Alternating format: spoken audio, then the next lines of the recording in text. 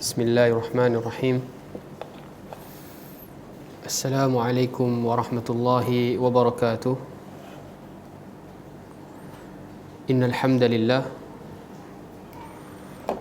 segala bentuk kepujian, kemuliaan, kesempurnaan hanya milik Allah. Nahmaduhu wa nasta'inuhu wa nastaghfiruhu wa natubu ilaih. Oleh itu selayaknya bagi kita seorang hamba untuk sentiasa hanya memuji Allah, untuk sentiasa hanya meminta segala bentuk pertolongan daripada Allah, untuk sentiasa meminta ampun dan juga bertaubat kepada Allah Subhanahu wa taala. Wa na'udzu billahi min syururi anfusina wa min sayyiati a'malina.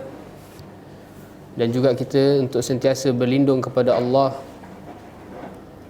dari keburukan hawa nafsu dan kejahatan tingkah laku kita. Man yahdihillahu fala mudhillalah wa man yudlilhu fala hadiyalah. Kerana barang siapa yang telah Allah berikan taufik hidayah, maka tiada siapa yang mampu untuk menyesatkannya. Begitu juga barang siapa yang telah Allah sesatkan, maka tiada siapa yang mampu untuk memberinya taufik hidayah. Asyhadu an la ilaha illallah wahdahu la syarikalah wa asyhadu anna Muhammadan abduhu wa rasuluhu. Aku bersaksi bahawa tiada Tuhan yang berhak disembah dengan benar melainkan Allah semata, tiada sekutu baginya. Dan aku bersaksi bahawa Nabi Muhammad sallallahu alaihi wasallam merupakan hamba dan pesuruh Allah. Qala Allah tabaraka wa taala, ya ayyuhalladzina amanu taqullaha haqqa tuqatihi wa la tamutunna illa wa antum muslimun. Allah Subhanahu wa taala mengingatkan dalam firman-Nya, wahai orang-orang yang beriman, bertakwalah kepada Allah dengan sebenar-benar takwa dan jangan sekali-kali kamu mati melainkan dalam keadaan Islam. Wa qala ya ayuhan nas ittaqu rabbakum alladhi khalaqakum min nafsin wahidah wa khalaqa minha zawjaha وَبَثَّ مِنْهُمَا رِجَالًا كَثِيرًا وَنِسَاءً وَاتَّقُوا اللَّهَ الَّذِي تَسَاءَلُونَ بِهِ وَالْأَرْحَامَ إِنَّ اللَّهَ كَانَ عَلَيْكُمْ رَقِيبًا. Allah Subhanahu wa taala berfirman, wahai sekalian manusia, bertakwalah kepada pencipta kalian, iaitu Allah, yang mana Allah telah menciptakan kalian dari jiwa yang satu, iaitu Adam, dan dari jiwa tersebut diciptakan pasangannya, iaitu Hawa. Dan dari keduanya dikembangbiakkan lelaki dan wanita yang ramai, kita semua. Oleh itu bertakwalah kepada Allah, kerana kepada Allah lah kita saling meminta. Dan juga bertakwalah kepada Allah dalam kita menjalankan hubungan silaturahim sesama manusia. Sesungguhnya Allah Maha mengawasi ke atas kita.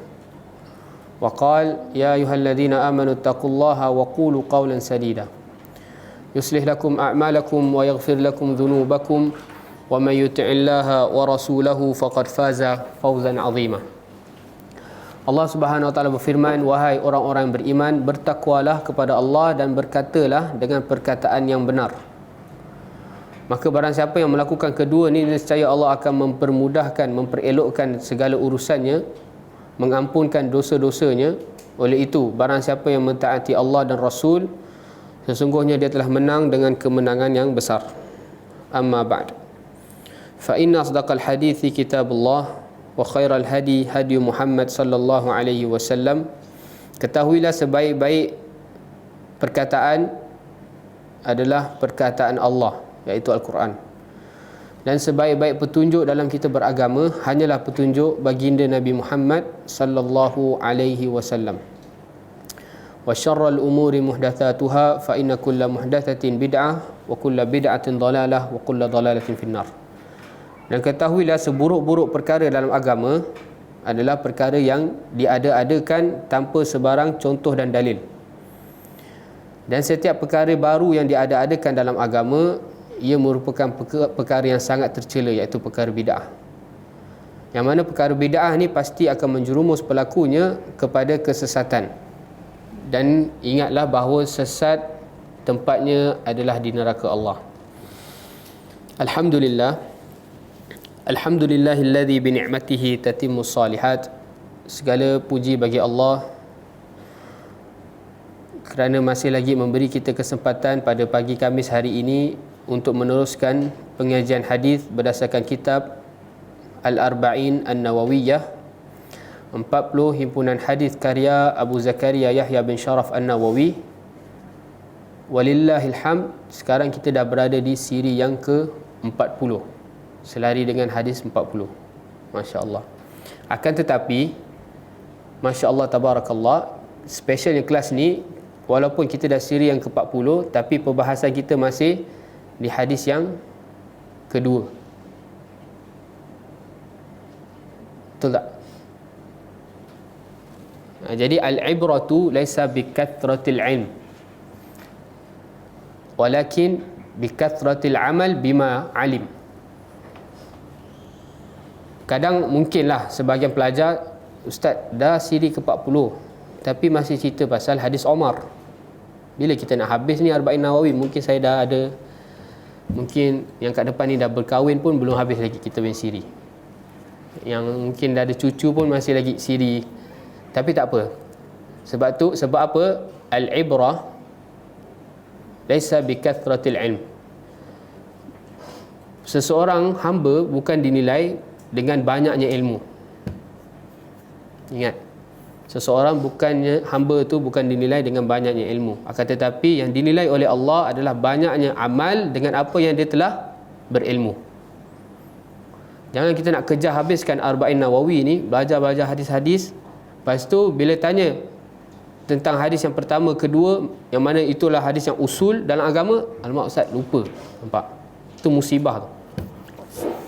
Sebab tu bila saya dah masuk hadis yang ke-9 tu, yang mana hadis ke-10 tu dah membahas tentang perkara hak kita sendiri, hak kita kepada diri kita. Itu yang membuatkan saya, tak apalah, kita murajaah daripada hadis pertama ni sampai hadis yang ke-9, kerana ia membahas tentang hak Allah dan Rasul. Dan kita murajaah pun tak terlalu dakik, tak terlalu dalam sebagaimana kita bahas dalam siri-siri yang sebelumnya. Jadi jangan syahid awal dulu, kita bahas pelan-pelan, kemudian kita amalkan satu-satu apa yang telah kita ilmui, dan tak lupa juga untuk kita terus sampaikan segala ilmu yang telah kita amalkan.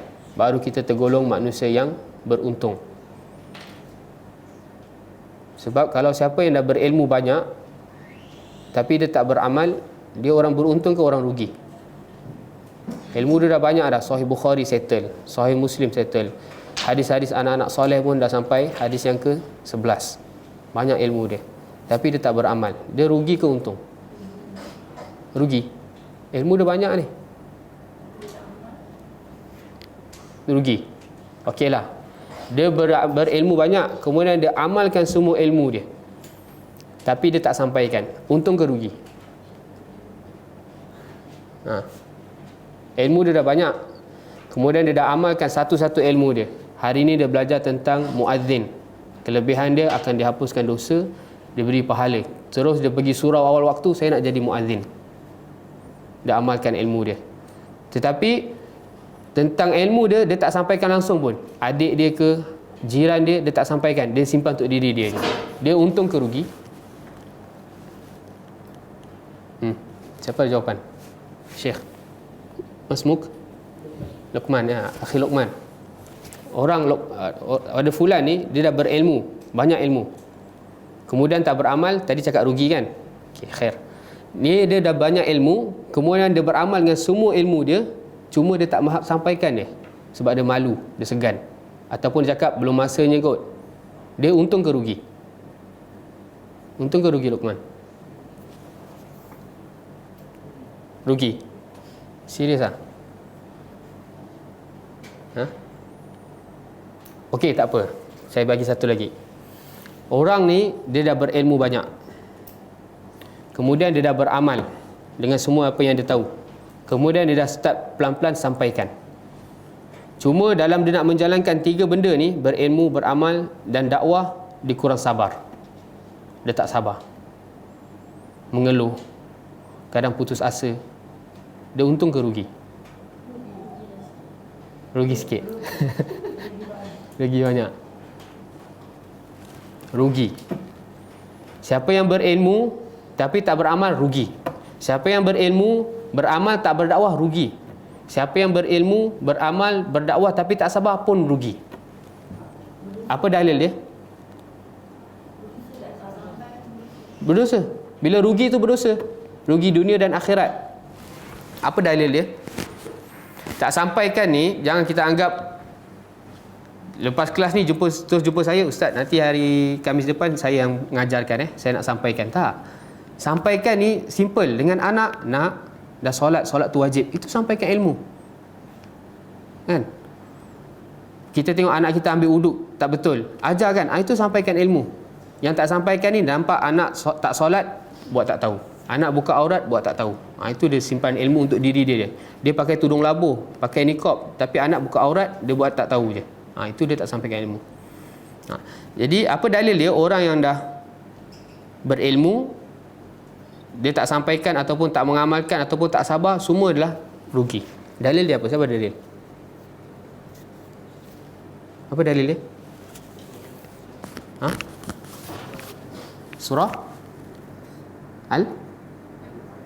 Surah Al-Asr.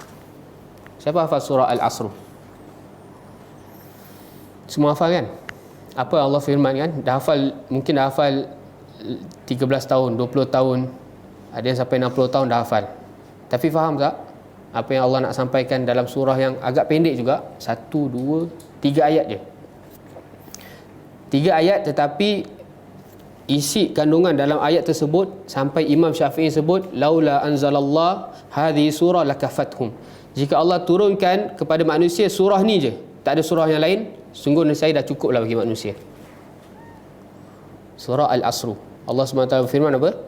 Wal asr. Allah bersumpah demi masa, iaitu masa asar. Kenapa masa asar? Bukan wasubhi ke, wazuhri ataupun wal isya ke? Kenapa wal asr? Selalu petang Afiq buat apa? Benda yang lara ke benda yang bermanfaat? Selalunya waktu petang. Selalunya waktu petang makcik-makcik ni buat berkebun ke ataupun dengar tadabbur. Jadi ulama cakap kenapa waktu asar? Kerana waktu asar ni adalah waktu kebanyakan manusia berada dalam kelalaian. Sebab tu Allah sumpah. Allah nak ingatkan. Kemudian setelah itu Allah sebut innal insana lafi khusr. Sesungguhnya setiap insan, tidak terkecuali semua jenis insan. Siapa yang mengaku dia insan pasti dalam kerugian. Allah pukul rata. Rugi apa? Rugi dunia dan akhirat. Kita ni rugi. Allah cakap. Takut tak? Maksudnya bila kita rugi, awak ni dah ahlu neraka lah. Rugi akhirat, kita masuk neraka. Rugi dunia, tak ada keberkatan dalam hidup. Tapi setelah itu Allah ada buat pengecualian. Illal ladzina amanu. Yang pertama sekali, sifat orang yang tak rugi dunia akhirat adalah orang-orang yang beriman. Tapi apa kaitan iman dengan ilmu? Tadi saya sebutkan, orang tu berilmu, beramal, dakwah, sabar, baru tak jadi orang rugi. Apa kaitan illal ladzina amanu dengan orang-orang yang berilmu? Siapa boleh kaitkan? Luqman mungkin? Kenapa para ulama menafsirkan orang-orang yang beriman ni adalah ciri-ciri dia berilmu? Akak mungkin boleh try.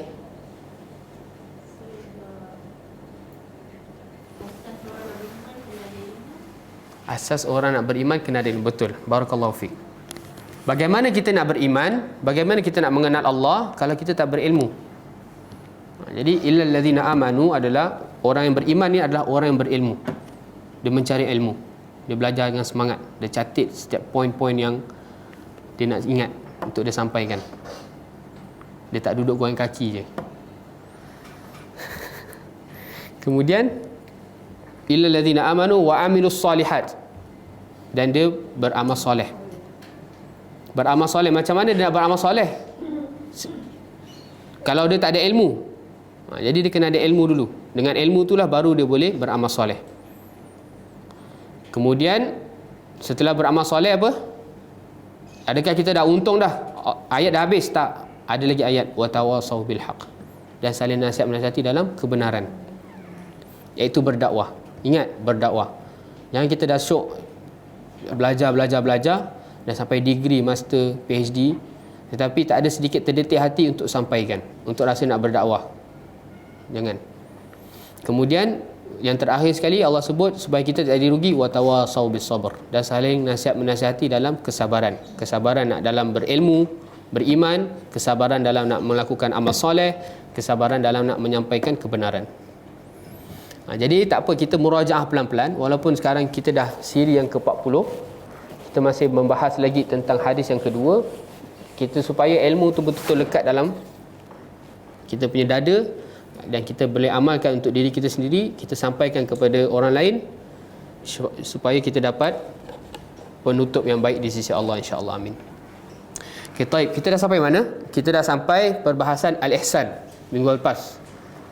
Masih lagi dalam hadis yang kedua, hadis Jibril dalam kitab Al-Arba'in An-Nawawiyah.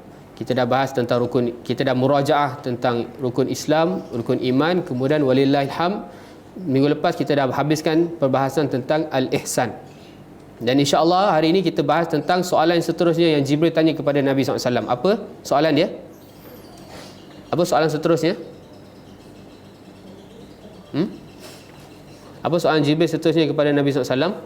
Setelah tanya ihsan, akhbirni anis sa'ah, kiamat. Boleh buka buku tengok. Jibril bertanya kepada Nabi SAW, fa akhbirni anis sa'ah. Setelah Nabi terangkan tentang ihsan, an ta'budallaha ka'annaka tarah, fa illam takun tarahu fa innahu yarak. Kemudian soalan seterusnya Jibril tutup. Ni soalan sebelum terakhir. Tapi dia kategori yang soalan terakhir lah. Cuma sebabkan soalan ni tak ada jawapan, itu yang Jibril tanya soalan yang seterusnya. Tapi ini dikategorikan sebagai soalan terakhir dalam soalan-soalan Jibril. Soalan terakhir dia, fa akhbirni anis sa'ah. Wahai Muhammad, kabarkan kepada aku tentang kiamat.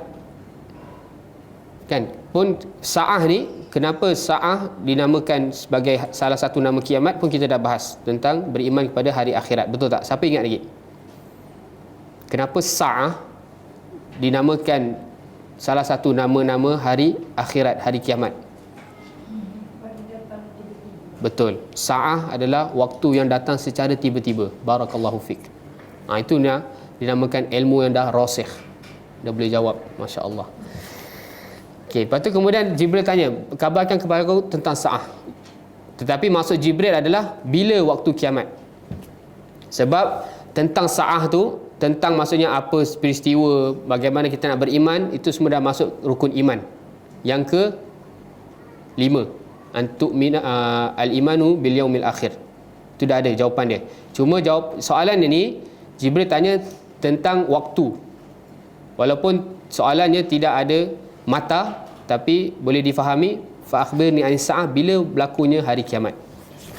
Apa jawapan Nabi SAW? Apa jawapan Nabi SAW? Adakah Nabi sebut sa'ah ni akan terjadi setelah umur umat aku 1500 tahun? Sa'ah ni akan terjadi bila masyarakat dah terlalu rosak atau tak? Tak ada siapa tahu. Nabi sebut mal mas'ulu anha bi'a'lama minas sa'il. Nabi sebut mal mas'ulu anha bi'a'lama minas sa'il. Ayat yang sangat bagi banyak manfaat. Bukan Nabi boleh je sebut la a'lam, wallahu a'lam, tapi membawa faedah yang sangat luas. Kita pun dah bahas benda ni, tapi tak apa, kita murajaah. Mal mas'ulu anha, tidaklah orang yang ditanya tentangnya. Siapa yang ditanya tentangnya? Nabi SAW. Bi'a'lama, lebih berilmu, minas sa'il, daripada orang yang bertanya, iaitu Jibril. Jadi Nabi nak sebut, aku ni Rasul yang terbaik, Aminul Ard, Habib, Khalilullah, Kalimullah, Khatimul Anbiya. Apa lagi kelebihan-kelebihan Nabi? Sayyidu waladi Adam. Kan? Pun tak tahu bila waktu kiamat. Sedangkan aku manusia, jenis manusia yang paling dekat di sisi Allah, iaitu Nabi Muhammad SAW. Pun tak tahu. Dan kau juga Sa'il, ya Jibril, malaikat yang paling rapat kepada Allah, malaikat yang menerima wahyu. Dan Jibril juga pun tak tahu. Okey, sebelum tu Jibril dengan Nabi Muhammad siapa lebih berilmu? Dalil dia apa? Ni dalil dia bi'a'lam. Kenapa Jibril lebih berilmu? Kenapa? Raf? Dia yang dapat dulu ilmu tu daripada Allah. Dia yang dapat dulu ilmu daripada Allah dan dia sampaikan kepada Nabi. Jadi guru Nabi Muhammad SAW adalah Jibril. Jadi Jibril orang yang paling rapat pun tak tahu. Jadi siapalah kita setakat bahas-bahas tentang akhir-akhir zaman ni boleh keluar rumusan bahawa kita nak dah kiamat. Dajjal dah keluar. Imam Mahdi dah tengah standby nak berperang. Allahul musta'an. Jangan kita melebihi daripada Nabi SAW. Jadi kena berhati-hati. Sebab tu petunjuk yang terbaik adalah petunjuk Nabi. Petunjuk yang terbaik adalah petunjuk para salafus salih, para pendahulu kita, para sahabat, para tabi'in, para tabi'ut tabi'in. Kembalilah kepada pemahaman mereka, macam mana mereka nak memahami hari-hari kiamat ni. Jangan kita mandai-mandai. Tak pernah satu asar ataupun bukti bahawa para salafus salih mengatakan Jibril tu adalah jin, ataupun Dajjal tu adalah jin, ataupun Dajjal adalah sistem. Jelas hadis yang sahih, hadis Tamim Ad-Dari, Jibril itu adalah sosok manusia yang diikat di sebuah pulau. Dah khalas, kita terima. Kan? Mungkin ada yang bingung-bingung, yang bela-bela sebab tak tahu isu semasa lah. Tapi memang fitnah tentang kiamat ni dah sangat rosak dekat Facebook. Syubhat-syubhat, kesesatan demi kesesatan, sampai orang dah boleh cop. Saking teruknya kat Facebook ni, orang dah berani cop fulan adalah Imam Mahdi. Allah musta'an. Taib. Okey, jadi Nabi SAW jawab, mal mas'ulu anha bi'a'lami masail. Orang yang ditanya pun tak lebih berilmu daripada orang yang bertanya. Jadi dua-dua tak tahu. Jadi kalau tak tahu, janganlah kita mandai-mandai tahu. Kemudian soalan yang seterusnya, fa akhbirni an amaratiha. Jadi Jibril tanya tentang, bila Jibril tak dapat jawapan, tapi sebenarnya itulah jawapan. Jadi ingat kita ni kalau kita tak tahu, kena sebut tak tahu. Dan tanda kita sebut tak tahu dengan ilmu yang kita ditanya yang kita tak tahu, itu menunjukkan kita berilmu. Okey, dan itulah jawapan yang paling tepat. Jangan bila kita ditanya tentang sesuatu, kita tak tahu tapi kita mandai-mandai tahu, itu membawa satu kerosakan yang terbesar dalam agama. Faham tak? Al-qaul bila ilm ataupun al-amalu bila ilm. Beramal, berkata-kata tanpa ilmu. Bagi saya salah satu dalil yang Allah betul-betul marah, bukan marahlah, Allah cop orang ni sebagai orang yang sesat disebabkan dia melakukan amal ataupun berkata-kata tanpa ilmu. Surah yang selalu kita baca setiap hari. Kalau kita tak baca surah ni, tak sah solat kita. Apa dalil dia? Berkata-kata ataupun beramal tanpa ilmu, Allah dah cop orang ni orang yang sesat. Surah Al-Fatihah. Kan?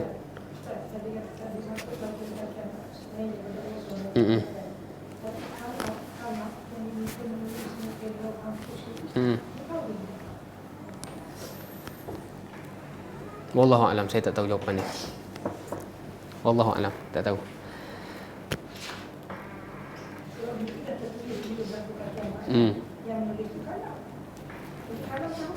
Wallahu a'lam, saya tak berani jawab. Saya tak tahu. Nanti saya cuba try cari. Okey, jadi pengajarannya, janganlah kita berkata-kata ataupun beramal melainkan dengan ilmu, supaya kita tak tercop golongan walad dallin. Siapa tu? Apa yang tafsiran bagi orang-orang sesat? Siapa orang yang sesat? Orang-orang Nasara. Maghdub alaihim, yang dimurkai adalah orang-orang Yahudi, sebagaimana tafsiran para ulama. Sebab apa dia dimurkai? Sebab dia berilmu tapi tak beramal. Manakala orang Nasara walad dallin, sesat. Sebab apa dia sesat? Dia beramal tapi amalan dia tak didasari dengan ilmu. Jadi orang yang an'amta alaihim, yang diberi nikmat ke atasnya minan nabiyyin wasiddiqin wa syuhada ila akhir ayat adalah orang yang berilmu kemudian dia beramal dengan ilmu dia.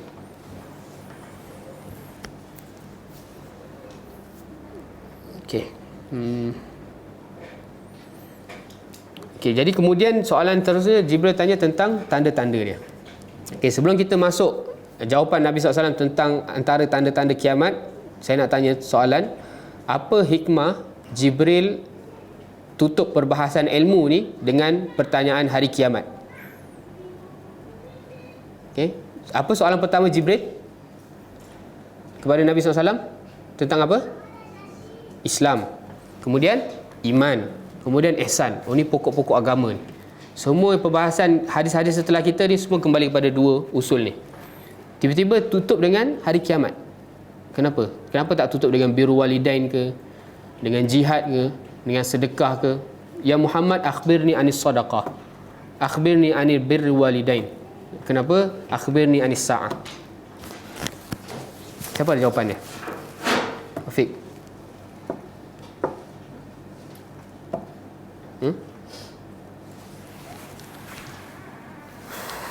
Adam?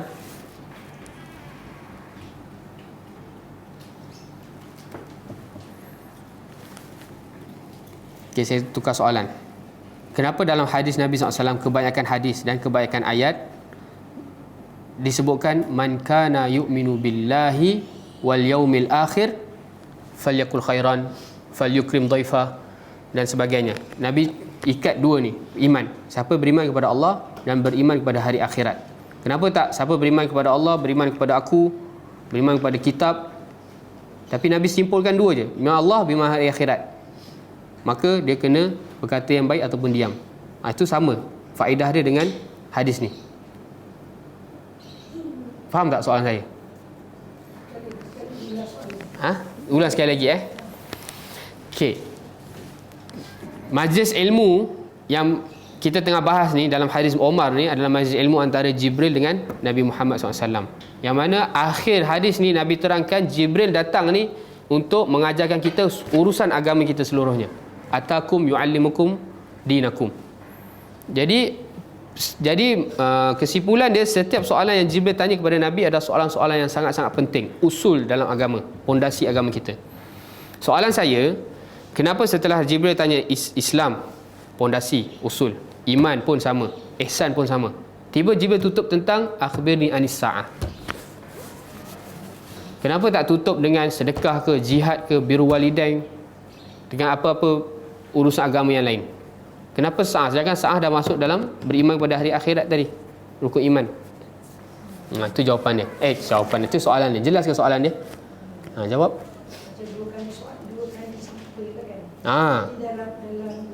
Ya. Kenapa tutup? Lepas tu setelah Nabi Jibril tanya tentang hari akhirat ni, fantalaq, Jibril pergi. Maknanya Jibril dah tahu ni soalan terakhir aku. Siapa boleh jawab? Tak apa, saya tunggu sampai pukul 12 pun. Okey, jawapan dia adalah peringatan hari akhirat dia membawa dua faedah. Faedah pertama adalah memicu semangat kita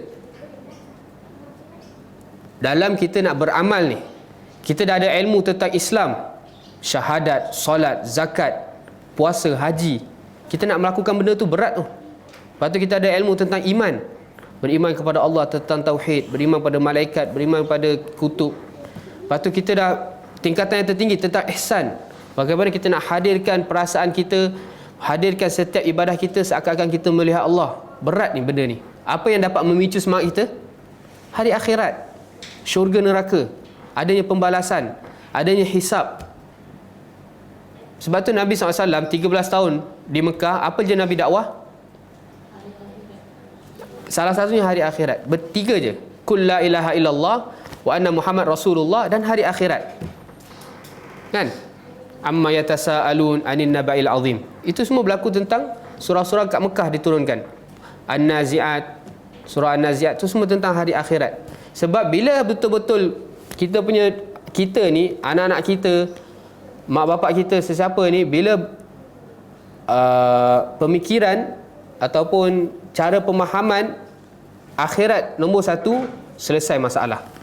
Masalah mencuri selesai, masalah remaja selesai, masalah apa-apa semua masalah. Kalau mereka dah faham betul-betul tentang kepentingan akhirat, akan selesai masalah.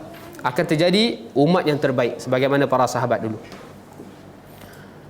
Sebab tu dalam kita nak memicu semangat ni adalah kita betul-betul faham, yakin tentang hari akhirat, sa'ah. Sebab tu Jibril tutup perbahasan majlis ilmu dengan Nabi SAW dengan pertanyaan sa'ah. Itu yang ulama simpulkan. Itu yang pertama.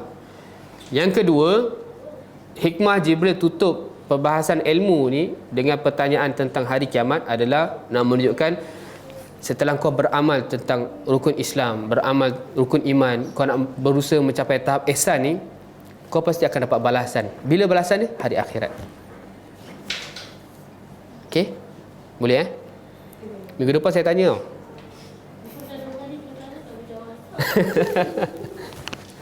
Boleh Afiq? Tulis tak? Lepas ni anak tanya. Okey bang. Okey, jadi itu hikmah dia. Okey. Sebab tu Nabi Jibril tanya, fa akhbirni anis saah mal mas'ulu anha bi'alam min as-sa'il fa akhbirni an amaratiha. Kalau gitu saya tanya tentang tanda-tanda hari kiamat. Apa tanda yang pertama Nabi sebut? Antalida amatu rabbataha. Dalam riwayat lain antalida amatu rabbaha. Tanda kiamat, tanda dekatnya kiamat, akan lahir seorang hamba wanita, anak tuan. Anak dia tu adalah sebagai rabbaha, tuan dia. Itu tanda yang pertama. Seorang hamba perempuan, dia akan melahirkan tuan dia. Apa maksudnya? Apa maksud dia? Apa maksud Nabi SAW seorang hamba perempuan akan melahirkan tuan dia? Maksudnya mak dia hamba, anak dia tuan. Apa maksudnya? Bukan orang Melayu semangat hadis ni. Temara anak, kau jangan jadi tuan tanda kiamat. Jadi memang salah satu tafsiran dia adalah tersebarnya uququl walidain. Apa itu uququl walidain? Kata lawan bagi birrul walidain. Itu salah satu tafsiran dia. Tapi pendapat ini sangat kurang masyhur. Boleh juga dikaitkan, tapi bukan cakap tak tepat lah, kurang tepat. Okey. Dia ada tiga tafsiran bagi tanda yang pertama ni, antalida amatu rabbataha. Akan melahirkan seorang hamba perempuan, tuan dia. Rabbataha maknanya anak perempuan. Kalau riwayat lain rabbaha, anak lelaki. Tafsiran pertama adalah dalalatu ala intishari jihad. Tanda-tanda kiamat adalah tersebarnya jihad. Di antara tanda-tanda kiamat adalah tersebarnya jihad. Dalil dia apa? Ni, antalida amatu rabbataha. Apa kaitan dia? Bila saya sebut statement, di antara tanda-tanda kiamat adalah tersebarnya jihad. Maknanya ada jihad di mana-mana. Berlakunya jihad di tempat tu, di tempat ni. Itu anda tanda-tanda kiamat. Lepas tu orang tanya lagi, apa dalil dia? Saya bagi, antalida amatu rabbataha. Hamba wanita akan melahirkan tuan dia. Lepas tu orang tanya lagi, apa kaitan dia? Jawapan untuk soalan ini, pelajar jawab. Apa kaitan dia? Tersebarnya jihad dengan seorang hamba wanita melahirkan tuan. Ada kaitan. Mana tak ada kaitan? Ada kaitan. Apa kaitan dia? Araf.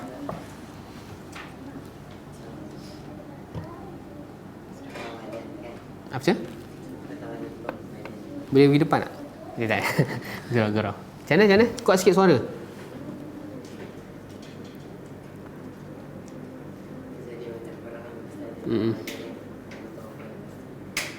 Masya Allah. Barakallahu fiqh. Ahsan. Dengar kan? Tak dengar, Araf. Mic. Okey, kaitan dia adalah kelak akan terjadi banyak jihad. Bila terjadi banyak jihad, maka adanya hamba. Dan ini betul-betul berlaku pada zaman Umar. Sadaqah Rasulullah. Bila terjadi jihad bersebar kat mana? Dekat Syam, dekat Furs, dekat Yaman dan semua-semua tempat. Bila orang kafir kalah, maka wanita-wanitanya menjadi tawanan. Secara automatically adanya hamba. Dan ini, benda ni, syariat ini akan berlaku sampai hari kiamat. Okey, dia tidak terputus. Jadi bila ada hamba wanita ni, dia tak nak beriman, dia akan jadi hamba dan akan diagih-agihkan sebagaimana harta rampasan. Maka kaum muslimin yang dapat harta rampasan dari kalangan hamba wanita yang kafir, dia boleh bersama dengannya, halal. Bila dia orang yang hur, bukan hamba, dan dia bersama dengan seorang hamba, maka lahirlah seorang anak. Anak itu automatically dia bukan hamba, dia bebas. Itu maksudnya. Tapi tak ada kaitan pula nanti anak dia biadab dengan mak dia, tak semestinya. Faham tak? Maksudnya Nabi nak sebut seorang hamba wanita akan melahirkan tuan dia, iaitu tersebarnya jihad. Ada kaitan tak? Ya, sekarang ni memang hamba tak ada. Tak ada. Tapi kalau misal kata kelak berlakunya jihad antara kaum muslimin dengan orang kafir, jihad syar'i, akan jadi hamba. Kalau kita misal kata kita berjihad dengan Korea ke, dengan China ke, dapatlah K-pop sebagai harta rampasan. Tapi dulu Ustaz, orang isteri teruskan tiga. Wallahu a'lam. Tak pasti, saya tak tahu.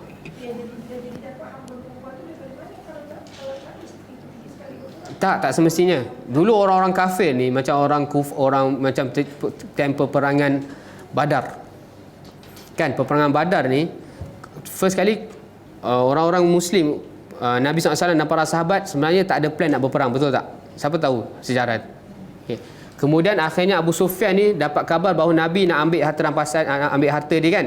Dia ikut jalan lain, kemudian dia utus seseorang kabarkan dekat orang kufar Quraisy dekat Mekah. Akhirnya dia dapat kabar, mereka siapkan persiapan 1,000 orang dan dia bawa mughaniyat, wanita-wanita penyanyi, bukan isteri, untuk menghibur mereka sepanjang perjalanan mereka. Jadi mungkin itu salah satunya lah. Dan juga salah satunya bagaimana kita boleh dapat hamba ni, bila tersebarnya jihad, kita sebenarnya kena sampaikan agama Allah ni di semua tempat. Sebab tu adanya kisah peperangan demi peperangan. Apa yang ditawarkan? Kau beriman, kau tak nak beriman, bayar jizyah, bayar cukai. Sebab kalau kau tak nak jadi hamba Allah, kau tak layak duduk atas bumi. Tapi kalau kau nak duduk juga, Islam tak paksa, tapi kau kena bayar.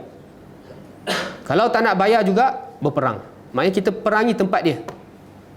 Bila kita perangi tempat dia, kita dah tawan tempat dia, tempat tu jadi tempat Islam. Dan hamba, orang-orang yang tak nak masuk Islam, dia jadi hamba. Boleh faham? Itu yang pertama, intisyarul jihad. Yang kedua, dalalatu ala sur'ati al-waqt az-zaman. Antalida amatu rabbataha, seorang hamba perempuan akan melahirkan tuan, itu adalah tanda akan berlakunya waktu sangat cepat. Jadi statement saya, di antara tanda-tanda kiamat adalah waktu zaman akan berlalu sangat cepat. Dalil dia apa? Dalil dia antarida amatu rabbataha. Okey, soalan seterusnya, kaitan dia apa? Araf. Apa kaitan antalida, seorang hamba wanita melahirkan tuan, dengan zaman ataupun waktu akan berlalu dengan sangat cepat? Apa kaitan dia?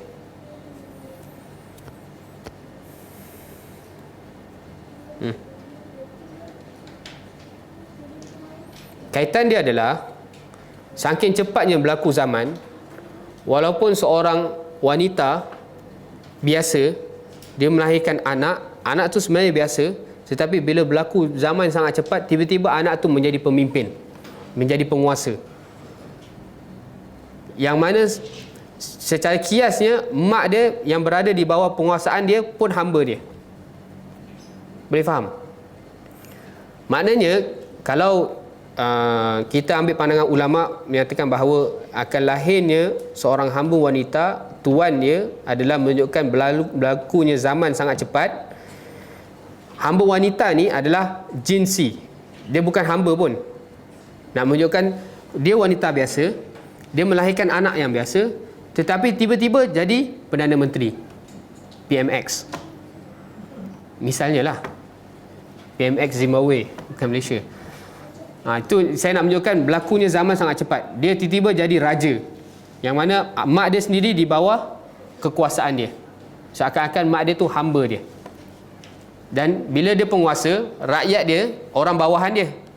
Seakan-akan rakyat tu adalah orang bawahan lah, hamba. Boleh faham?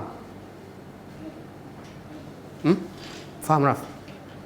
Jadi kalau pandangan ni menunjukkan cepatnya berlaku waktu, hamba di sini, amatu di sini lil jins, bukan lil ain. Dia jenis je. Dia bukan betul-betul hamba yang sebenarnya. Tapi kalau kita ambil pandangan intisyarul jihad, tersebarnya jihad, hamba di sini yang dimasukkan adalah betul-betul hamba. Betul-betul hamba yang melahirkan anak yang bebas.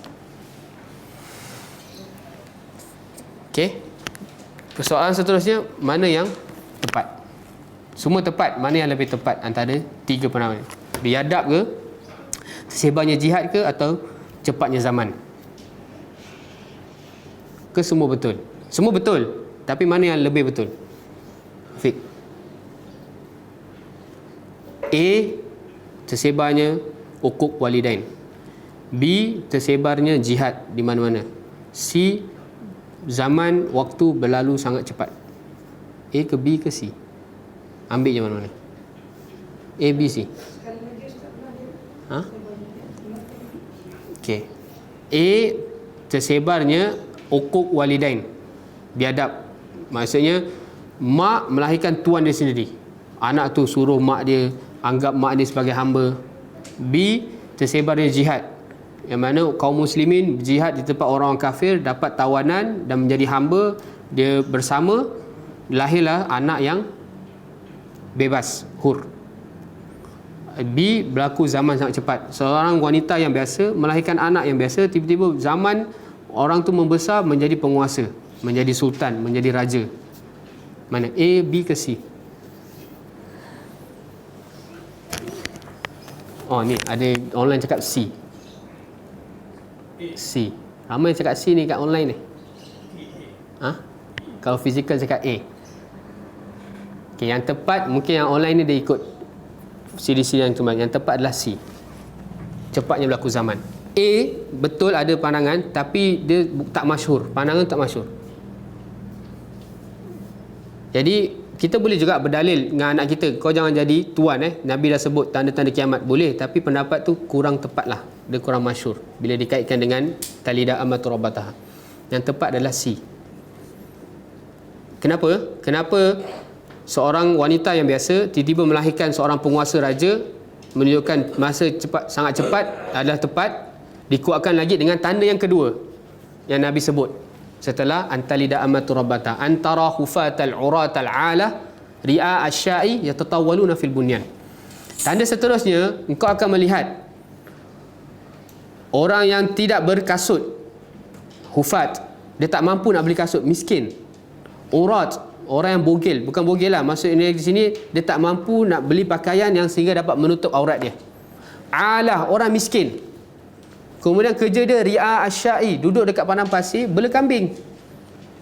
Tiba-tiba orang yang ni kau lihat ni yatatawaluna fil bunyan, saling berlomba untuk meninggikan bangunan. Cepat, memang cepat berlaku, dan berlaku, benda ni dah berlaku. Kalau kita lihat Dubai, kita lihat Emirates 20-30 tahun yang lalu, padang pasir. Dan saya sendiri pengalaman kat Madinah, Masyayikh bercerita, dulu kita 40 tahun yang lalu kita nak beli slipper pun tak mampu. Kita harap orang-orang Sudan, orang-orang India datang bagi sedekah. Ketika itu Saudi miskin, belum dapat jumpa minyak lagi. Memang betul tepat apa yang Nabi sebut. Pakaian copan camping, miskin, kerja bela kambing, bela unta. Tapi sekarang tengok bangunan dia, sekarang nak buat macam-macam lagi, bangunan kaca dan lain sebagainya. Itu yatatawaluna fil bunyan. Itu menunjukkan apa? Waktu berjalan sangat cepat. Sebulan seperti seminggu, seminggu seperti sehari, setahun seperti sebulan. Jadi yang tepatnya adalah dua tanda ni Nabi nak tegaskan bahawa kelak di antara tanda dekatnya kiamat zaman akan berlalu sangat cepat. Kita pun tahu-tahu anak kita dah masuk sekolah rendah. Nanti tiba-tiba dah sekolah menengah, dah SPM. Tiba-tiba dah ada jemputan kahwin. Lepas tu dah ada cucu. Kan? Berlalu sangat cepat. Macam sekarang hari ni Khamis, tiba-tiba dah Khamis lagi. Nanti minggu depan jumpa lagi ustaz ni. Betul tak? Macam sehari je. Seminggu ni rasa macam sehari.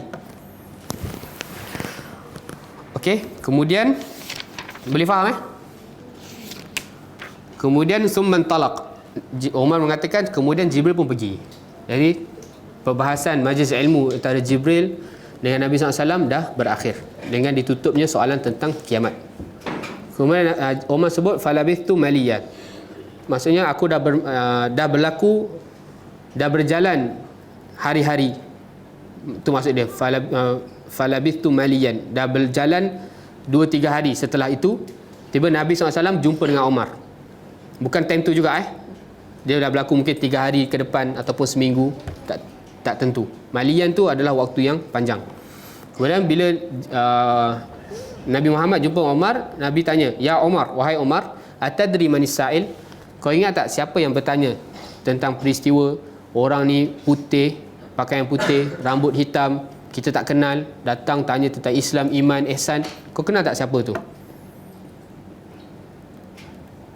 Lepas tu apa Umar cakap? Saya rasa malaikat kot. Tak, sebab dia memang tak ada ilmu. Walaupun kalau kita boleh cakap, dia boleh nilai, mungkin malaikat dah ni. Kan? Dia dah ada ilmu bahawa malaikat boleh berubah menjadi manusia, boleh ni. Tapi nampak sahabat ni. Bila tak ada ilmu, Allah wa rasuluhu a'lam. Jangan nak mandai-mandai. Walaupun kau dijamin syurga, Asyra mubasyirin bil jannah, dijamin syurga, jangan mandai-mandai kalau tak ada ilmu. Walaupun detik hati tu rasa malaikat kot, try lah. Jangan. Sebab tu bila kita nak bahas tentang ilmu, jangan kita try lah. Haram. Walaupun kemungkinan apa yang kita sampaikan tu betul-betul bertetapan dengan ilmu yang betul, tapi kita tetap buat dosa. Dosa apa? Dosa kita berkata-kata tanpa ilmu. Walaupun ilmu kita betul. Ingat bila tak tahu je, Allahu a'lam. Dah. Jangan nak ambil langkah berani. Kemudian Nabi SAW sebut fa innahu Jibril. Sesungguhnya dia adalah Jibril.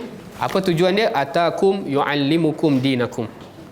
Inilah agama kita. Agama kita tak lari daripada Islam, iman dan ihsan.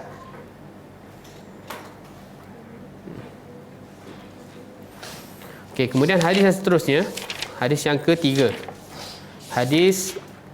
Masih lagi hadis Abdullah bin Umar pula. Hadis anaknya kepada Umar. Tentang apa?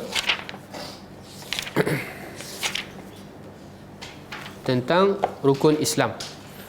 Kita baca je. Kita tak perlu bahas panjang sebab ni dah termasuk dalam hadis Umar. An Abi Abdurrahman Abdullah bin Umar bin Khattab radhiyallahu taala anhuma.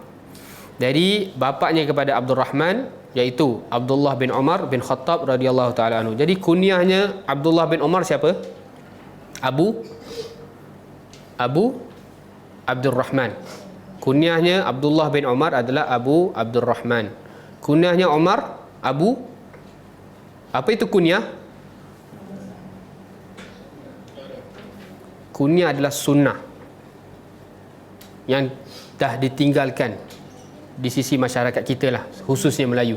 Kalau di Arab Saudi ke di tempat-tempat Arab, dia masih guna lagi kunyah. Tapi di masyarakat Melayu ni satu sunnah yang ditinggalkan, iaitu tidak berkunyah. Buktinya Luqman, kunyah apa? Kunyah Luqman. Ada kunyah? Tak ada, nampak? Tak ada anak pun tak apa. Aisyah tak ada anak, ada kunyah. Ummu Abdullah. Acik kunyah apa? Hanif. Baru buat ke memang dah ada sebelum ni? Okay, alhamdulillah. Masya Allah, satu sunnah yang dah hidupkan. Afiq kunyah? Belum ada lagi. Tak ada plan anak aku nanti dah besar nama apa, tak ada. Abang? Kunyah? Abu Ahmad. Masya Allah, jamil. Jadi kena ada kunyah. Dia tak semestinya kita ada kunyah, lepas tu kita cakap, awak kena bagi kunyah, saya tak semestinya. Bila kita dah ada, kunyah aku Abu Abdullah. Dah, kita dah ikut sunnah Nabi SAW. Tengok, setiap sahabat ni semua ada kunyah dia. Imam An-Nawawi bawakan dalam buku ni. Nak menegaskan kena kunyah. Sekarang Luqman balik kena cari kunyah. Jadi kalau yang tukang itu disebutkan apa-apa. Boleh. Dia ada plan nanti Ah. dia akan dapat. Tapi kalau yang tak berkahwin, katakan yang perempuan yang tak berkahwin. Aha. Tak apa. Dia dapat pahala sunnah. Oh, okey. Benda ni sunnah. Boleh cik? Dah ada kunyah dah? Belum lagi? Boleh cari nanti balik. Kalau dah ada anak, settle. Anak yang pertama, itulah kunyah dia. Okey. Nama anak yang lain. Boleh, tapi afdalnya anak yang pertama. Okey. Kunyahnya Omar siapa? Abu Hafsin. Kan? Kunyahnya Nabi Muhammad SAW Abu Qasim. Okey. Dari bapaknya Abdul Rahman. Jadi Abdullah bin Umar ni ada anak namanya Abdul Rahman. Abdullah bin Umar bin Khattab radhiyallahu taala anhuma berkata, sami'tu, aku langsung mendengar daripada Nabi SAW bersabda, bunyal Islamu ala khamsin. Islam dibina di atas 5 asas utama. Ustaz bertanya yang tadi, kuliah tadi. Mm-mm. Dia mesti Apa? macam kuliah Abdullah, mesti lelaki. Afdalnya lelaki. Afdalnya lelaki dan anak yang pertama. Kalau misalnya kata anak pertama dia perempuan, anak keduanya lelaki, dia afdalnya pakai anak lelaki. Sebagaimana Nabi SAW lah. Anak pertama Nabi siapa?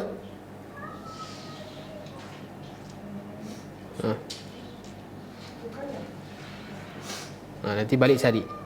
Tetapi Nabi SAW berkunyah dengan Qasim, bukan anak yang pertama. Anak lelaki yang pertama. Okey. Jadi Abdullah bin Umar dengar langsung daripada Nabi SAW. Nabi sebut bunyal Islamu ala khamsin. Islam ni dalam ayat ini dia ada tamthil, ada pemisalan. Nabi bagi kita gambaran yang lebih dekat, lebih kita dapat faham. Nabi pakai perkataan bunya, dibina. Bila Nabi sebut dibina, Nabi nak bagi kita pemisalan bahawa Islam ni seakan satu bangunan. Ni satu bangunan Islam dibina atas 5 tiang yang utama, khamsin. Bunyal Islamu ala khamsin. Makna kata kalau satu tiang rosak, pasti bangunan tu akan runtuh. Jadi penting tak 5 benda ni? Sangat-sangat penting. Sebab tu Al-Imam An-Nawawi bawakan hadis ni setelah hadis Umar, walaupun hadis Umar dah cerita pasal rukun Islam. Okey? Menunjukkan tentang pentingnya rukun Islam.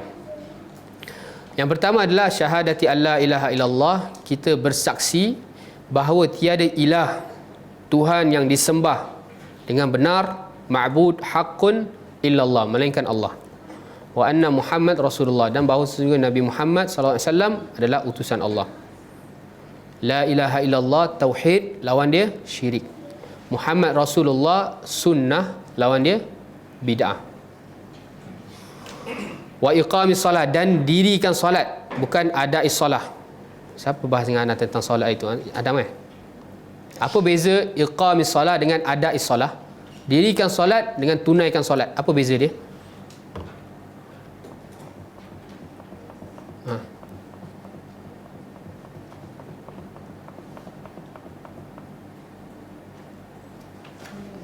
Apa beza dia? Apa beza dirikan solat dengan tunaikan solat?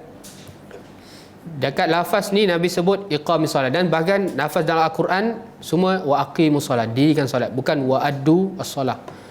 Solat tu dia ada proses satu-satu. Betul. Mendirikan solat tu dia bukan sekadar kita melepas batuk di tangga. Berperibahasa. Maksudnya apa? Kita diwajibkan solat, masuk waktu azan, kita solat Allahu Akbar, Assalamualaikum warahmatullahi, dah settle. Seakan-akan kita melepaskan tanggungjawab. Tak. Itu adab. Adab ni kita menunaikan tanggungjawab, ya. Tapi solat bukan sekadar menunaikan je, tak. Allah suruh dirikan. Maknanya sebelum solat kita dah bersungguh-sungguh, kita berwuduk, kita berjalan ke masjid, kita niat, kita baca doa pergi masjid, kita solat pada awal waktu, kita solat berjemaah bagi lelaki, kita solat sunat dulu, kita nak pergi solat maktubah, solat wajib. Kemudian time solat kita betul-betul khusyuk. Siri dalam pembahasan hadis ni pun saya bawakan tips-tips nak jadi khusyuk dalam solat. hadirkan perasaan bahawa kita berdiri di hadapan Allah, kita faham apa yang kita lafazkan Al-Fatihah. Setiap lafaz surah Al-Fatihah tu kita sedang berdialog dengan Allah. Inna ahadakum, sambung Afiq, idza qama yusalli, Nabi SAW bersabda, inna ahadakum idza qama yusalli fa innahu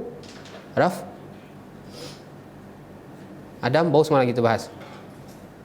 Inna ahadakum idza qama yusalli fa innahu yunaji rabbah falyanzur kaifa yunajihi. Nabi SAW sebut, sesungguhnya setiap kalian jika bangun untuk mendirikan solat, sebenarnya dia sedang bermunajat dengan Allah. Dia berdua dengan Allah, tengah berbual dengan Allah. Dia berjumpa dengan Allah. Dia berhadapan dengan Allah. Itu sebenarnya hakikat solat. Tapi kalau orang solat sekadar menunaikan je, Allahu Akbar, baca Al-Fatihah pun laju-laju, tak ada rasa perasaan apa, seri salam, itu dia munajat dengan Allah? Tak. Boleh ke dia bila dipanggil Agung, okay, awak fulan Raf, awak akan digunakan gelaran Datuk. Datang pergi jumpa Agung, pakai baju t-shirt biasa, lepas tu depan Agung pun ada ke orang macam tu? Tak kan? Dia mesti diri tegak, pakai songkok, pakai wangi-wangi, betul-betul diri tak, kaki gatal pun tahan, sebab dia tengah bermunajat dengan Agung. Ni dia bermunajat dengan Allah, dia tak dah ambil sambil lewa. Sebab tu Nabi sebut falyanzur, maka perhatikanlah bagaimana kau bermunajat dengan Allah. Itu yang maksudkan wa iqamis solah. Okey, supaya solat kita menjadi solat yang sampai tahap solat yang khusyuk, kita kena apa? Siapa ingat lagi dalam surah, dalam ni buku Al-Ma'arij ni, kena daimun, kena yuhafizun, barulah dapat capai tahap khasyi'un. Okey, dalam surah, dalam buku Tadabbur Ma'arij ni ada jelas. Kita kena daimun. Allah sebut dalam surah Ma'arij ni, manusia ni hidup dia keluh kesah. Asyik berkeluh kesah je. Dapat benda yang baik, bakhil. Dapat benda yang jahat, dapat benda yang buruk, keluh. Tetapi Allah kecualikan, illal musallin, orang-orang yang solat. Tak cukup solat, dia solat daimun, dia solat yuhafizun, dia solat tidak sahun dan tidak yuraun. Kan, wailun lil musallin, orang solat pun celaka. Sebab apa? Alladzina hum fi solatihim sahun, alladzina hum an solatihim sahun, walladzina hum yuraun. Betul? Jadi hadirkan dua perkara, tinggalkan dua perkara, barulah sampai qad aflahal mu'minun alladzina hum fi solatihim khasyi'un. Baru kita dapat kejayaan sebenar, iaitu kita khusyuk dalam solat. Hadirkan dua perkara apa? Daimun yuhafizun. Hilangkan dua perkara apa? Sahun dan ra'un. Okey, semua wa ita zakat. Zakat ita, beri, jalankan, bukan dirikan. Sebab kita hadirkan, keluarkan zakat ni tak perlulah kena khusyuk, kena betul-betul semak, tak. Kita ada harta lebih, kita keluarkan, kita korbankan. Semua wa hajjil bait, mengerjakan haji, wa shaumi Ramadan, dan puasa bulan Ramadan. Hadis riwayat Bukhari dan Muslim. Jadi kalau saya tanya setiap pelajar ni, okey, syarahkan saya apa yang dimasukkan dengan syahadati an la ilaha illallah. Mampu tak? Ada yang mampu? Ada yang boleh? Syarahkan kepada ana tentang syahadati an la ilaha illallah. Adam boleh? Boleh? Luqman boleh? Tapi Luqman tak ikut siri anak yang lepas. Luqman dikecualikan. Tapi besok kalau datang, anak akan target lah. Anak gurau je. Acik ni belakang, Masya Allah, paling istiqamah. Boleh kalau saya cakap, cik tolong syarahkan kat saya, ataupun anggap saya ni orang yang bodoh, orang yang tak tahu apa-apa tentang maksud rukun Islam. Agak-agak dah boleh. Maksudnya saya nak tahu tahapan pemahaman yang kita bahas sekarang sampai ke, ataupun ustaz ni syok sendiri mengajar, pelajar tak faham pun. Faham ke yang ikut secara online pun? Faham ke? Faham, insya-Allah, sebab benda ni asas agama kita. Bunyal Islamu ala khamsin. Ini adalah asas-asas tiang agama. Boleh Fik? Fokus Fik. Okey? Sekejap je, nak habis dah ni.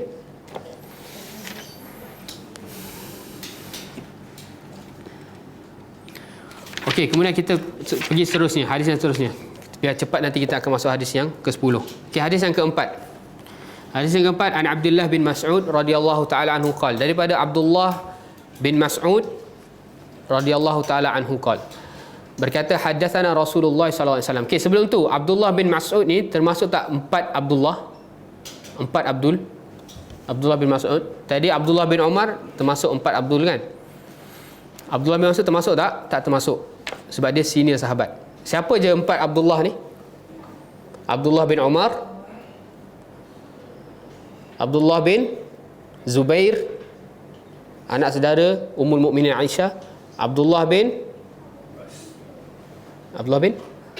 Abbas, sepupu Nabi. Kemudian yang terakhir Abdullah bin Amru bin As. Ini semua empat Abdullah yang hebat-hebat, yang dari kalangan juniornya sahabat. Tapi Abdullah bin Mas'ud adalah sahabat yang senior.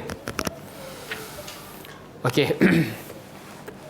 Abdullah bin Mas'ud berkata, haddatsana Rasulullah, telah bercerita kepada aku Rasulullah SAW. Menunjukkan apa? Dia direct menimba ilmu ni kepada Nabi SAW, Abdullah bin Mas'ud.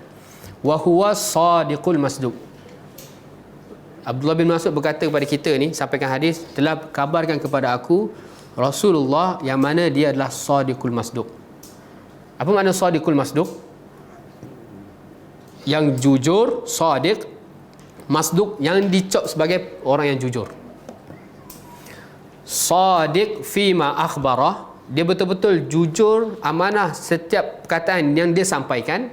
Wa masduq fima ukhbirah, dan dia dicop sebagai orang yang betul-betul bawa kabar jujur. Apa yang disampaikan A, dia sampaikan A. Wal masduq fima ukhbirah, dan dia dijujurkan terhadap apa yang dia disampaikan.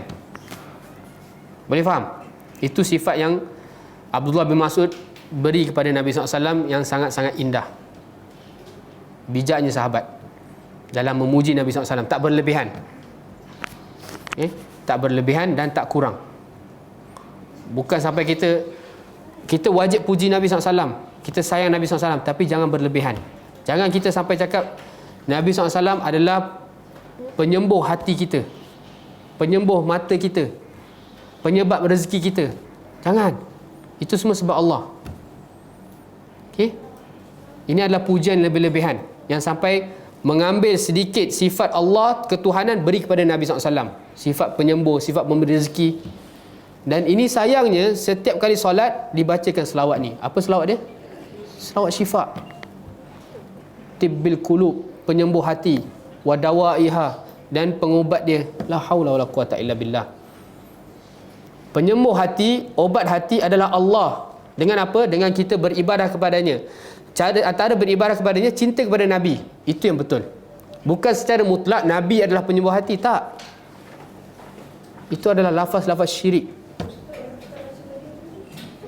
Tak apa, nanti jadi isu. Memang pernah dengar. Memang selalu dengar. Ya, selawat. Kita sambung hadis. Nanti tak sempat lah. Lepas kelas kita bincang. Okey, wa huwa sadiqul masduq, dia yang jujur dan dijujurkan. Sadiq, as-sidq. Okey, persoalan ni kenapa Abdullah bin Mas'ud berikan gelaran ni dalam nak membawakan hadis ni? Apa sebab dia? Apa sebab dia Luqman agak-agak? Kenapa hadis ni, hadis yang kita nak cerita ni, tiba-tiba Abdullah bin Mas'ud bagi gelaran Nabi ni orang yang jujur dan dia dicop sebagai orang yang jujur oleh Allah. Ma yantiqu anil hawa in huwa illa wahyun yuha. Ya, memang benda tu dah tahu, tapi kenapa tiba-tiba Abdullah Mas'ud bawa sifat ni dalam penggambaran hadis ni? Sila bang. Apa sebab dia? Betul. Sebab benda yang kita akan cerita ni adalah benda yang ghaib. Benda yang ada di dalam rahim seorang ibu. Tak ada siapa nampak, tak ada siapa tahu hakikat yang berada dalam rahim seorang ibu. Jadi biar orang pendengar ni betul-betul yakin dengan apa yang nak dengar, biar dia teringat Nabi ni orang yang jujur, dan apa yang keluar dari mulut dia semua adalah wahyu. Okey. Bijaknya Abdullah bin Mas'ud. Okey, Nabi SAW bersabda apa? Inna ahadakum, sesungguhnya, takkid, setiap daripada kita tidak terkecuali, semua manusia, yujma'u khalquhu, dikumpulkan penciptaannya, fi batni ummihi arba'ina yawman nutfah. Setiap daripada kita ni sebelum kita jadi manusia, penciptaan kita dikumpulkan dalam perut ataupun rahim seorang ibu selama 40 hari nutfah. Maksud dia apa? Siapa yang ikut kelas saya siri yang depan, dia faham apa yang dimaksudkan dengan nutfah. Kenapa Nabi sebut benda ni dikumpulkan? Kenapa ada perkataan al-jam'u? Jam'u tu dua benda dikumpulkan satu. Itu maksudnya yujma'. Jadi nutfah ni adalah ma'ur rajul wa imra'ah fi batni al-imra'ah. Bercampurnya air lelaki dan air wanita. Dia, kenapa Nabi sebut yujma'? Sebab ada dua benda yang berbeza dan dikumpulkan oleh Allah menjadi satu di tempat batn ummihi. Okay, itu nutfah. Nutfah adalah air dari seorang lelaki dan air seorang wanita di dalam rahimnya, rahim wanita, selama berapa hari? 40 hari. Arba'ina yauman. Dan dinamakan nutfah sebagaimana dalam ayat Al-Quran. Kemudian summa yakunu 'alaqatan mithla dhalik. Kemudian setelah 40 hari nutfah berlakunya 'alaqah. Apa itu 'alaqah pula? Seketul darah yang sedikit. Qalil. Itu 'alaqah. Daripada jadi nutfah jadi 'alaqah. Berapa lama 'alaqah ni? Mithla dhalik. Sebagai ulama mengatakan mithla dhalik adalah 40 hari juga. Okay, kemudian setelah 'alaqah thumma yakunu mudghah mithla dhalik. Kemudian setelah berlakunya segumpal darah yang sedikit, jadinya segumpal daging yang kecil, mudghah. Mudghah ni maksud dia apa? Segumpal daging yang muat-muat masuk dalam mulut kita. Mudghah. Dia tak terlalu besar sampai tak boleh masuk mulut ataupun tak terlalu kecil. Dia sedang-sedang. Itu masuk mudghah. Berapa lama mudghah dalam rahim seorang ibu? Mithla dhalik, 40 hari. 40 hari nutfah, 40 hari 'alaqah, 40 hari mudghah. Total berapa hari? 120 hari, 4 bulan. Setelah 4 bulan barulah diutus kepada mudghah tu, daging tersebut ataupun janin, mungkin dah sempurna bentuk dia, seorang malaikat. Yursalu ilaihil malak, diutus. Bukan malaikat pandai-pandai datang, malaikat diutus oleh Allah. Semua apa kerja malaikat? Fayanfukhu fihi ruh, maka dia akan tiup kepada mudghah tersebut roh. Barulah benda ini jadi manusia yang bernyawa. Okay, daripada hadis ni membawa hukum bagi janin yang setelah 4 bulan gugur. Setelah 4 bulan gugur, maka bila dikeluarkan daripada perut seorang ibu tu, wajib untuk diberi nama, wajib dimandikan dan dikuburkan di tanah kuburan orang Islam. Dan wajib, ada sebagian ulama mengatakan wajib diakikahkan. Okay. Tapi kalau sebelum 4 bulan, maka tak perlu benda tu. Dia belum ada roh. Dia hanya sebagai darah ataupun daging yang tidak bernyawa. Jadi perlu ditanam ataupun tak perlu buat apa-apa, tak perlu diberi nama dan sebagainya. Okey. Kemudian setelah diutus malaikat, ditiupkan roh, kemudian ni kalau siapa ada buku tolong tengok buku ni. Okey. daripada awal ni pun saya dah bahas tapi kita murajaah. Daripada awal Nabi sebut yujma'u khalqu fi batni ummihi 40 yawman nutfah. Jadi nutfah dulu, air. Summa, kemudian. Jadi dia ada tartib. Yang pertama nutfah, summa 'alaqah, summa mudghah, summa malaikat. Malaikat datang, betul tak? Okey, tapi di antara tiupan roh ni fayanfukhu fihi ruh wa yu'maru bi arba'i kalimat, dia bukan summa, dia pakai wa. Setelah malaikat datang ni, malaikat dia ada 2 tugas. Time dia datang bertemu dengan dia nak pergi kat rahim seorang ibu ni, dia ada 2 tugas. Yang pertama tiup roh dengan tulis 4 perkara. Okey, boleh faham? Dia ada 2 tugas. Tapi ketika Nabi terangkan 2 tugas ni, Nabi tak pakai summa, Nabi pakai wa dan. Perasan tak? Summa yursalu ilaihil malak fayanfuhu fihi ruh wa yu'maru. Bukan summa yu'maru. Okey? Perbahasan sangat dalam ni. Sebab kalau orang-orang kafir yang mustasyrikin, orang-orang kafir yang kerja dia mengkaji hadis ni, memang ada orang kafir yang boleh syarah Sahih Bukhari ada. Dia bahas setiap perkara-perkara yang detail ni dengan hadis yang lain seakan-akan adanya percanggahan. Akhirnya dia keluarkan syubhat. Sebab ada dalam Bukhari yang mengatakan hadis yang sama, tetapi Nabi sebut malaikat tulis dulu baru tiup roh. Kat hadis Abdullah bin Mas'ud ni, malaikat tiup roh dulu baru tulis. Apa ni agama ni? Dua-dua hadis sahih ni. Ada percanggahan. Maknanya kita jangan terima hadis Bukhari. Hadis tu ada dhaif. Itu syubhat. Hadis Sahih Bukhari. Dua-dua hadis ni berada dalam hadis Sahih Bukhari.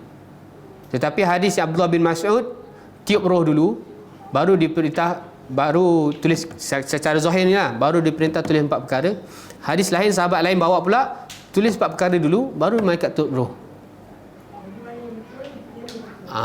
Itu perbahasannya. Jadi yang betulnya adalah malaikat datang, dia menulis 4 perkara dahulu, sebagaimana hadis lain yang ditegaskan. Summa yunfakhu fihi ruh. Kemudian baru dia tiup roh. Itu ada summa, ada tertib. Sebab tu dalam benda ni Nabi tak pakai summa. Kalau summa bercanggah, imam salah satu hadis akan dhaif. Hadis ni dhaif ataupun hadis tu dhaif, kena kaji lagi. Tapi kalau disebabkan dia pakai wa, dua-dua hadis sahih. Sebab wa bukan menunjukkan tertib, tak semestinya. Dan tu telah datang ke kelas Raf dan Afiq. Siapa datang dulu? Siapa datang dulu? Raf ke Afiq datang dulu? Kalau saya cakap telah datang ke kelas Raf dan Afiq, tak tentu. Tak tentu. Boleh datang Raf, boleh datang Afiq, boleh datang sama-sama. Tapi kalau saya datang, telah datang ke kelas Raf kemudian Afiq. Siapa datang dulu? Raf, Ustaz Raf. Diikuti dengan Ustaz Afiq, hafizahumullah. Kemudian diikuti dengan Ustaz Adam. Amin. 3 Abdul.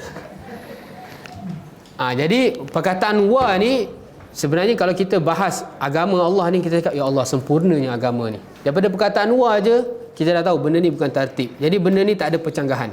Sebab tu kalau hadis yang sahih, nas yang sahih tidak mungkin akan bercanggah dengan akal yang selamat. Tak mungkin. Hadis ni, Al-Quran semua tiada percanggahan. Jangan risau. Syubhat-syubhat yang dapat daripada orang kafir, orang etis, orang-orang sesat ni yang cakap ada bercanggah tu, ada bercanggah ni. Jangan risau. Jangan kelang kabut. Ada jawapan dia. Okey? Okey, kita cepat sikit Kemudian apa yang diperintahkan 4 kalimat tu? Bikatbi rizkihi, rizkinya, ajalihi, ajalnya, amalihi, amal perbuatannya, syaqiyun au sa'idun. Dia derita ataupun dia bahagia. 4 perkara. 4 perkara.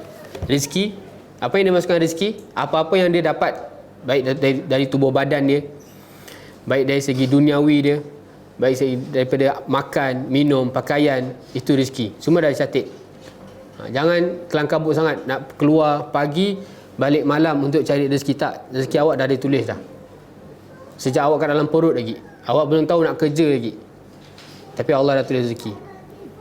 Sekadar cukup usaha dan cari yang halal. Okey, usaha dan cari yang halal dan kedepankan apa yang penting. Cari rezeki bukan benda yang haram, bahkan wajib. Orang yang tak ada rezeki haram, berdosa. Akan tetapi cari rezeki yang halal sekadarnya dan mengedepankan yang wajib, mengedepankan yang penting. Ada meeting terbesar ni, CEO tu CEO ni azan asar. Apa nak buat? Allah dah tulis dah. Rezeki awak kalau dapat projek ni dapatlah. Kalau tak dapat, memang tak dapat. Awak nak meeting 2-3 jam ke 24 jam ke, kalau Allah dah tulis tak dapat, tak dapat. Jadi pergilah solat asar. Itu peranan dalam kita nak memahami hadis ni. Kita dah tuliskan rezeki dan semua amal kita. Amal kita pun dah tulis. Hari ni kita nak menuntut ilmu, alhamdulillah Allah dah takdirkan, Allah dah tulis atas kehendak kita, dan Allah tahu kehendak kita, akhirnya terjadilah penciptaan. Dan benda ni dah tertulis. Kemudian seterusnya, sebelum amal, ajal. Kenapa rezeki dulu baru ajal? Sebab tidak akan datang ajal seseorang kecuali telah sempurna rezekinya. Hadis yang sahih. Tidak akan datang ajal seseorang kecuali telah sempurna rezekinya. Kemudian setelah itu amal. Kemudian setelah itu Allah pun dah tulis dalam perut mak kita lagi, time kita 4 bulan kita ni ahli syurga ataupun ahli neraka. Itu syaqiyun atau sa'idun. Ustaz, belum beranak lagi Ustaz, belum keluar dunia, Allah dah tulis dah kita ahli syurga, ahli neraka. Macam mana tu? Diterangkan dengan bahagian yang seterusnya. Kemudian Nabi sebut fa wallahillazi la ilaha ghairu, maka demi Allah yang tidak ada Tuhan selain dia. Allah, Nabi bersumpah. Menunjukkan benda ni penting lepas Nabi nak kabarkan ni. Inna ahadakum, sesungguhnya setiap kalian la ya'malu bi amali ahli jannah, dia akan sentiasa ya'mal, fi'il mudhari', sentiasa melakukan amalan ahli syurga. Hatta ma yakunu bainahu wa bainaha illa dhira', sehingga dah dekatnya ajal dia, tu maksud dia. Ma yakunu bainahu wa bainaha illa dhira', tu dah dekat ajalnya. Maksudnya secara zahirnya dia melakukan amal kebaikan, amal penduduk syurga. Bila dah dekatnya ajal dia, dia dengan syurga tu dah sampai sejengkal lah. Tiba fayasbiqu alaihil kitab, penulisan Allah tu mendahului dia. Allah dah cakap engkau tetap ahli neraka, kau beramal soleh pun, kau melakukan amal ahli syurga pun, Allah dah tetapkan dan ia akan terjadi apa yang Allah telah tetapkan. Fayamalu bi ahmali annar, dah betul sebelum dia mati dia melakukan amalan ahli neraka. Fayadkhuluha, maka dia menjadi penduduk neraka. Begitu sebaliknya, wa inna ahadakum la ya'malu bi amali ahli nar, orang tu sentiasa melakukan amalan ahli neraka. Hatta ma yakunu bainahu wa bainaha illa dhira', sehingga antara dia dengan neraka tu dah dekat ajal dia tu, sejengkal je. Tetapi fayasbiqu alaihil kitab, Allah dah tetapkan dia sa'id. Yang pertama tadi Allah dah tetapkan dia syaqi, walaupun dia melakukan amal ahli syurga, tapi Allah dah tetapkan dia syaqi, dia jadi ahli neraka. Orang yang kedua ni dia melakukan amal ahli neraka, tapi Allah dah tetapkan dia sa'id. Sebelum dia mati, dia melakukan amal ahli syurga, fayadkhuluha, maka dia masuk syurga Allah. Okey, ada apa pertanyaan? Mesti banyak pertanyaan tu tapi tak nak tanya kan? Segala pertanyaan yang berada di dalam minda anda sekarang, anda boleh rujuk Sirian sebelum ni.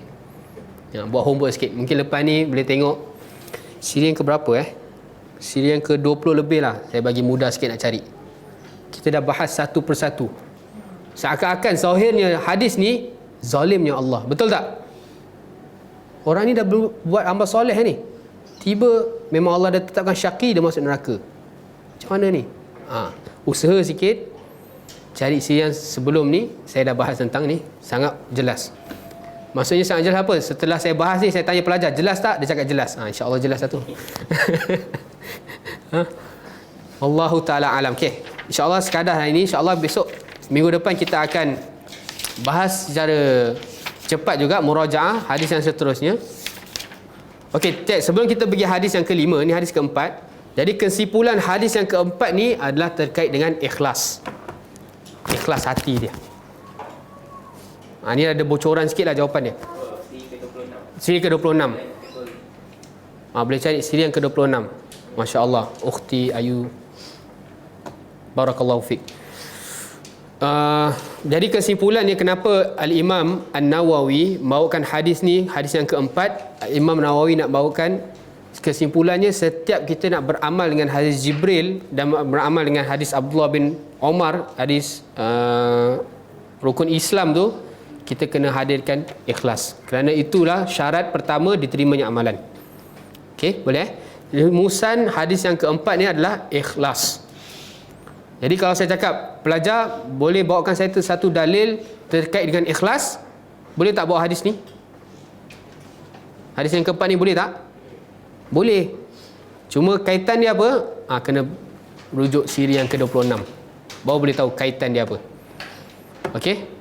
Sebab hadis yang kelima ni terkait dengan ittiba'. Syarat diterimanya amal ada berapa? Ada berapa syarat diterimanya amalan? Raf, Afiq, syarat diterimanya amalan di sisi Allah ada berapa?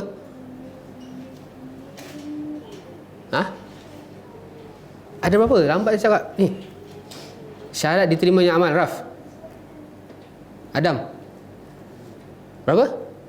2, bukan 3 2. Saya saja je kurang mudah-mudahan. 2. Yang pertama apa? Ikhlas. Yang kedua ittiba'. 2 je. Kalau Luqman bangun nak solat subuh ni ikhlas kerana Allah, solat 2 rakaat ikut sunnah Nabi, diterima amalan insya-Allah. Tapi kalau kawan Luqman bangun solat dah tak ikhlas, solat sebab mak dia suruh, solat sebab terpaksa, awal-awal dah tak tertolak. Walaupun dia ikut sunnah Nabi SAW, solat 2 rakaat, solat baca Al-Fatihah, tertolak sebab tak ikhlas. Tapi kalau dia ikhlas tapi solat subuh tiba 3 rakaat, sunnah Nabi 2 rakaat, diterima tak amalan dia? Tak diterima. Jadi amalan kita nak beramal tentang hadis Umar dan hadis Ibnu Umar ni, kita kena ikhlas dan al-mutaba'ah, al-ittiba'. Hadis yang kelima, hadis Aisyah. Okey, insya-Allah minggu depan kita akan bahas hadis Aisyah dan seterusnya. Wallahu taala a'lam. Ada apa pertanyaan? Jazakumullah khair. Semoga kita jumpa lagi minggu depan. Kita tutup majlis kita dengan tasbih kafarah. Subhanakallahumma wa bihamdik asyhadu an la ilaha illa ant astaghfiruka wa atubu ilaik. Assalamualaikum warahmatullahi wabarakatuh.